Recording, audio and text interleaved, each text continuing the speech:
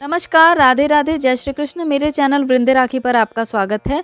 आज मैं आपको इस वीडियो में माघ मास के महात्म्य की जो कथा है वह सुनाऊंगी। पहले भी बहुत सारी कथाएं मैंने सुनाई हैं आपको माघ मास की ही। यह जो कथाएं मैं आपको माघ मास की सुना रही हूँ, यह सब वह गिनी चुनी कथाएं हैं जो आप माघ मास के किसी भी दिन पढ़ सकते हैं, सुन सकते हैं। इससे अपार पुण्यों की प्राप्ति होती है।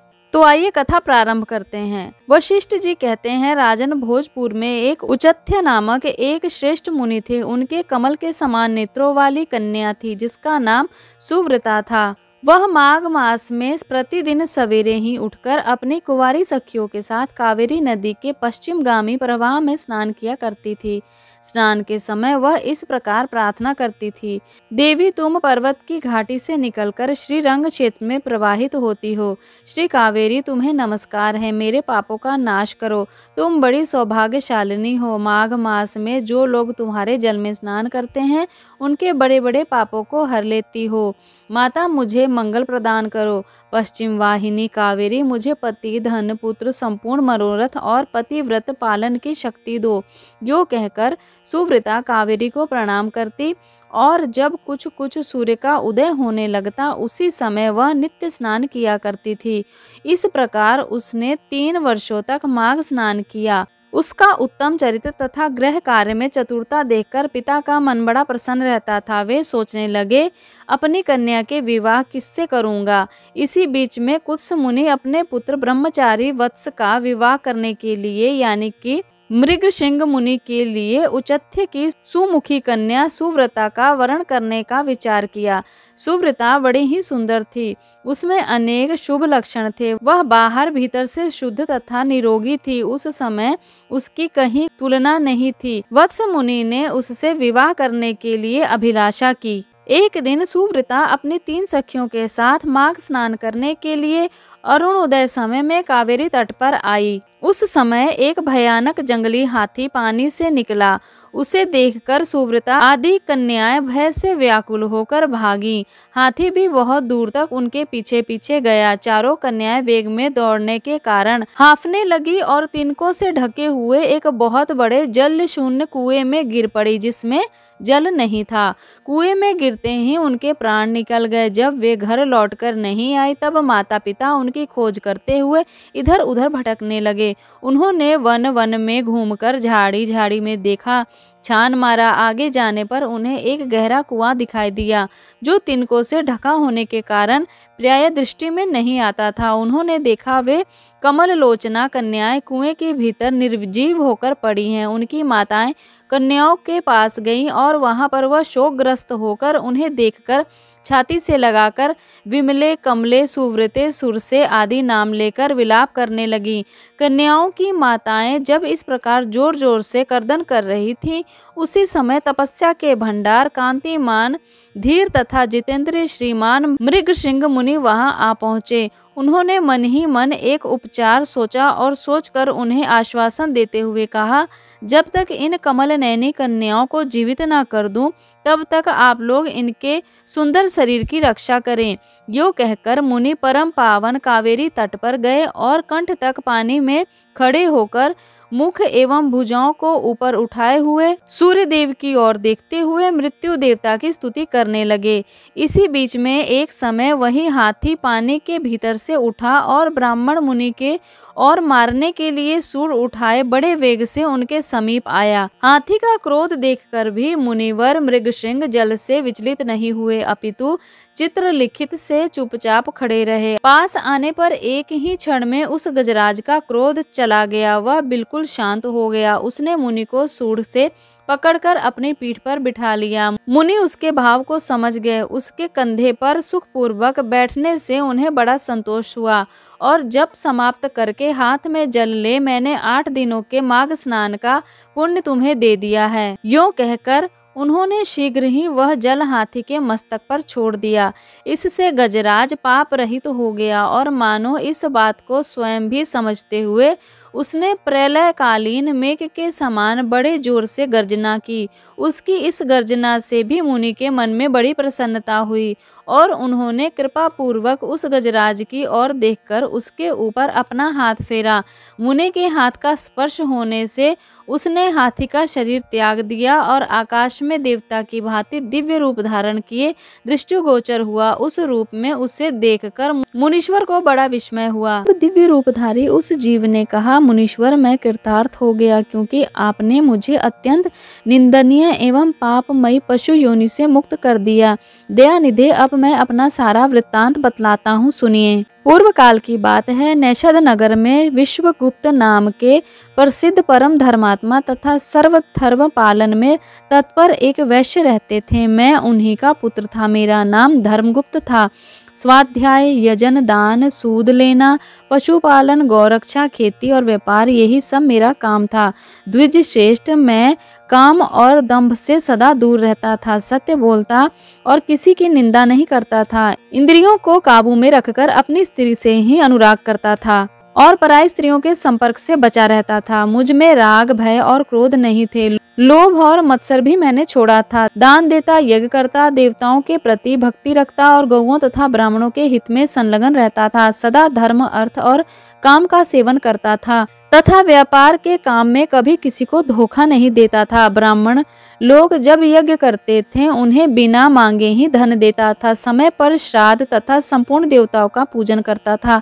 अनेक प्रकार के सुगंधित द्रव्य, बहुत से पशु, दूध, दही, मट्ठा, गोबर, घास, लकड़ी, फल मूल, नमक, जायफल, पीपल, अन्न, साग के बीज, नाना प्रकार के वस्त्र, धातु, ईख के रस से तैयार होने वाली वस्तुएं और अनेक प्रकार के रस बेचा करता था।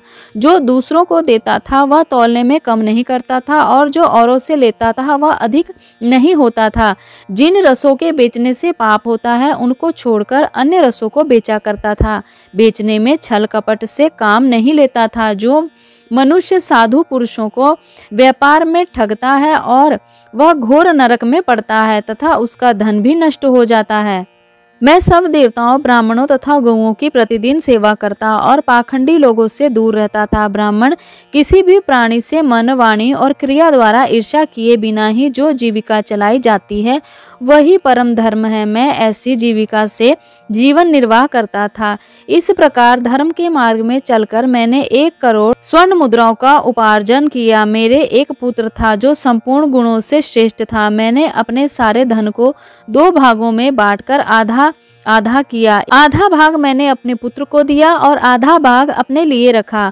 अपने हिस्से का धन लेकर मैंने पोखर खुदवाया, नाना प्रकार के वृक्षों से युक्त बागीचा लगवाया, अनेक मंडपों से सुशोभित देव मंदिर बनवाए, मरुभूमि के मार्गों में पौसले और कुएं बनवाए तथा रहने के लिए धर्मशालाएं तैयार करवाई, कुएं बनवाए, कन्यादान, गोदान और भूमि दान किए, तिल, चावल, गेहूं और मूंग आदि का भी दान किया। उड़द, धान, तिल और घी का आदि का दान तो कई बार किया। तदंतर रस के चमत्कारों का वर्णन करने वाला कोई कापालिक मेरे पास आया और कौतूहल पैदा करने के लिए कुछ करामात दिखाकर उसने मुझे अपने माया जाल में फंसाया और ठग लिया। उसकी करतूतें देखकर उसके प्रति मेरा विश्वास बढ़ गया। रसवाद, चांदी, सोना आदि बनाने के नाम पर मेरा सारा धन बर्बाद हो गया। उस कपालिक ने मुझे भ्रम में डालकर बहुत दिनों तक भटकाया। उसके लिए धन दे देकर मैं दरिद्र हो गया। माघ का महीना आया और मैंने 10 दिनों तक सूर्योदय के समय महानदी में स्नान किया, किंतु बुढ़ापे के कारण उससे अधिक समय तक मैं स्नान का नियम चला ना पाया। इस बीच में मेरा पुत्र देशांतर को चला गया, घोड़े मर गए और खेती नष्ट हो गई और मेरे बेटे ने वेश्या रख ली। फिर भी भाई बंधु यह सोचकर कि यह बेचारा बूढ़ा धर्मात्मा और पुण्यवान है, धर्म के ही उद्देश्य से मुझे कुछ सूखा अन्न और भात दे दिया करते थे। अब मैं अपना धर्म बेचकर कुटुंब का पालन पोषण करने लगा। केवल माघ स्नान के फल को नहीं बेचा, बाकी मैंने सारा धर्म कर्म बेच दिया। एक दिन जिह्वा की लोलुपता के कारण दूसरे के घर पर खूब गले तक ठूस कर मिठाई खा ली। इससे अजीर्ण हो गया। अजीर्ण से अतिसार की बीमारी हुई और उससे मेरी मृत्यु हो गई। केवल माघ के प्रभाव से मैं एक मनवंतर तक स्वर्ग में देवराज इंद्र के पास रहा और पुण्यों की समाप्ति हो जाने पर हाथी की योनि में उत्पन्न हुआ। जो लोग धर्म बेचते हैं वे हाथी ही हो जाते हैं। विप्रवर, इस समय आपने हाथी की योनि से भी मेरा उद्धार कर दिया। मुझे स्वर्ग की प्राप्ति होने के लिए आपने जो पुण्यदान किया है मुनीश्वर, मैं कृतार्थ हो गया, कृतार्थ हो गया, कृतार्थ हो गया। आपको नमस्कार है, नमस्कार है, नमस्कार है। यूं कहकर वह स्वर्ग को चला गया। सच है, सत्पुरुषों का संग उत्तम गति प्रदान करने वाला होता है। इस प्रकार महानुभाव मृगशृंग वैश्य को हाथी की योनि से मुक्त करके स्वयं गले तक पानी में खड़े हो सूर्य नंदन यमराज की स्तुति करने लगे।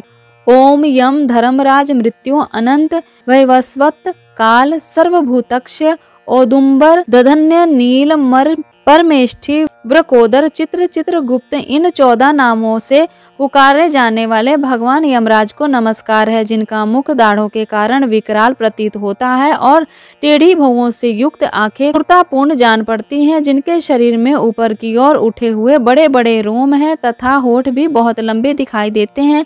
ऐसे आप यमराज को नमस्कार है। आपके अनेक भुजाएं, अनंत नख तथा कज्जलगिरी के समान काला शरीर और भयंकर रूप है। आपको नमस्कार है। भगवान, आपका वेश बड़ा भयानक है। आप पापियों को भय देते हैं, काल दंड देते हैं, धमकाते हैं और सब प्रकार के अस्त्र शस्त्र धारण करते हैं। बहुत बड़ा भैंसा आपका वाहन है। आपके नेत्र दहकते हुए अंगारों के समान जान पड़ते हैं। आप महान हैं। मेरु पर्वत के समान आपका विशाल रूप है। आप लाल माला और लाल वस्त्र धारण करते हैं। आपको नमस्कार है। इसी प्रकार यमराज के भयानक रूप का वर्णन करते हुए नमस्कार करते हुए आगे मुनि कहते हैं, पापियों के लिए आपका ऐसा ही स्वरूप है। आपको बारंबार नमस्कार है। वास्तव में तो आपका मुख खिले हुए कमल के समान प्रसन्नता से पूर्ण है। आपके नेत्रों में करुणा भरी है। आप पितृ स्वरूप हैं। आपको नमस्कार है। आपके केश अत्यंत कोमल और नेत्र भौं के रेखाओं से सुशोभित हैं। मुख के ऊपर मूछें बड़ी सुंदर जान पड़ती हैं। पके हुए बिंब फल के समान लाल होठ आपकी शोभा बढ़ाते हैं। आप 2 भुजाओं से युक्त स्वर्ण के समान कांतिमान और सदा प्रसन्न रहने वाले हैं। आपको नमस्कार है। आप सब प्रकार के आभूषणों से सुशोभित, रत्न सिंहासन पर विराजमान, श्वेत माला श्वेत वस्त्र धारण करने वाले तथा श्वेत छत्र से सुशोभित हैं। आपके दोनों ओर 2 दिव्य नारियां खड़ी होकर हाथ में सुंदर चवर लिए हुए डुला रही हैं। आपको नमस्कार है। इसी प्रकार मृगशृंग मुनि ने आगे यमराज की बहुत सारी बड़ाई करते हुए नमस्कार किया है। प्रकार मुनि ने यमराज की स्तुति की। वशिष्ठ जी कहते हैं, इस प्रकार स्तुति करके मृगशृंग उदारता और करुणा के भंडार तथा दक्षिण दिशा में के स्वामी यम का ध्यान करते हुए उन्हें साष्टांग प्रणाम किया। इसी से भगवान यम को बड़ी प्रसन्नता हुई। वे महान तेजस्वी रूप धारण किए हुए मुनि के सामने प्रकट हुए। उस समय उनका मुख कमल के समान प्रसन्नता से खिला था और किरीट, हार, केयूर तथा मणिमय कुंडल धारण करने वाले अनेक सेवक चारों ओर से उनकी सेवा में उपस्थित थे। यमराज ने कहा, मुने, मैं तुम्हारे इस स्तोत्र से बहुत ही संतुष्ट हूँ और तुम्हें वर देने के लिए यहाँ आया हूँ। तुम मुझसे मनवांछित वर मांगो, मैं तुम्हें अभिष्ट वस्तु प्रदान करूंगा।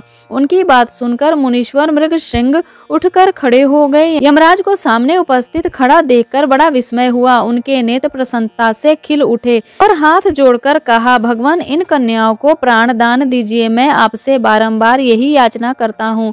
मुनि का कथन सुनकर धर्मराज अदृश्य रूप से उन ब्राह्मण कन्याओं को उनके शरीर में भेज देते हैं। फिर तो सोकर उठे हुए भांति वे कन्याएं उठ खड़ी हुई। अपनी बालिकाओं को सचेत देखकर उनकी माताएं हर्ष से खिल उठी। उनकी कन्याएं पहले की भांति अपने अपने वस्त्रों को पहनकर माताओं के साथ चल पड़ी। वशिष्ठ जी कहते हैं, इस प्रकार विप्रवर मृगशृंग को वरदान दे यम देवता अपने पार्षदों के साथ अंतर्ध्यान हो गए। इधर ब्राह्मण भी यमराज से वर पाकर बड़ी प्रसन्नता के साथ अपने आश्रम को लौट आए। जो मानव प्रतिदिन यमराज की इस स्तुति का पाठ करेगा उसे कभी यम यातना नहीं भोगनी पड़ेगी। उसके ऊपर यमराज प्रसन्न रहेंगे। उसे इस लोक और परलोक में भी लक्ष्मी की प्राप्ति होगी तथा उसे कभी रोग का शिकार नहीं होना पड़ेगा। तो ये आपने सुनी माघ मास के महात्म्य की जो कथा है वह। इसी प्रकार और भी कथाएं मैं आपको सुनाऊंगी। यह जो कथाएं मैं आपको सुना रही हूँ ये विशेष गिनी चुनी कथाएं हैं जो माघ मास में रोज सुननी चाहिए। इसे नित्य सुनने से अपार पुण्यों की प्राप्ति होती है और लोक परलोक में उत्तम गति प्राप्त होती है। इसी प्रकार हिंदू धर्म से संबंधित बहुत सारी जानकारियां, मंत्रों के बारे में, मंत्रों के जप 108 बार, मंत्रों की जप विधि और बहुत सारे उपाय, व्रतों के बारे में आप मेरे चैनल पर जान सकते हैं। ऐसी जानकारियों के लिए चैनल से जुड़िएगा, चैनल को सब्सक्राइब करके बेल आइकन को भी प्रेस कर लीजिएगा ताकि आने वाली हर वीडियो आप तक पहुंच सके। तब तक के लिए नमस्कार, राधे राधे, जय श्री कृष्ण।